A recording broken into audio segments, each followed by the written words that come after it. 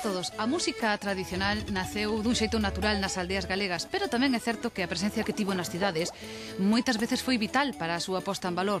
Pensemos que a principios de século a música galega soaba nos teatros e nos salóns de Madrid, de Vigo, de Santiago, que a finais dos anos 70 grupos como Milladoiro botaron man da música tradicional para asentarse e chegar, digamos, a públicos máis urbanos.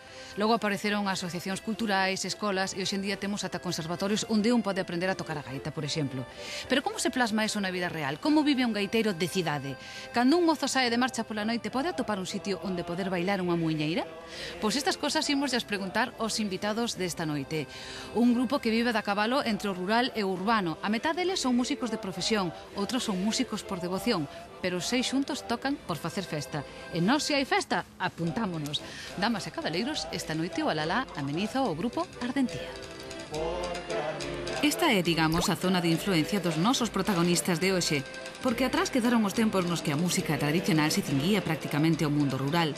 As cousas cambiaron e hoxe en cidades como Vigo un pode ir de foliada ou construir unha gaita. Pero como son os gaiteiros urbanos do século XXI? De que viven? Onde se xuntan? Que tocan?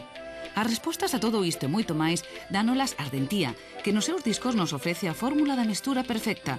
Poñen unhas pingas de tradición e un chorriño de evolución, algunhas doses de música recollida e varias partes de música de composición. Todo isto bátese ben e interpretase en festas, escenarios e polos locais da cidade, é dicir, o mesmo cos gaiteiros de antes, pero nos mundos de hoxe.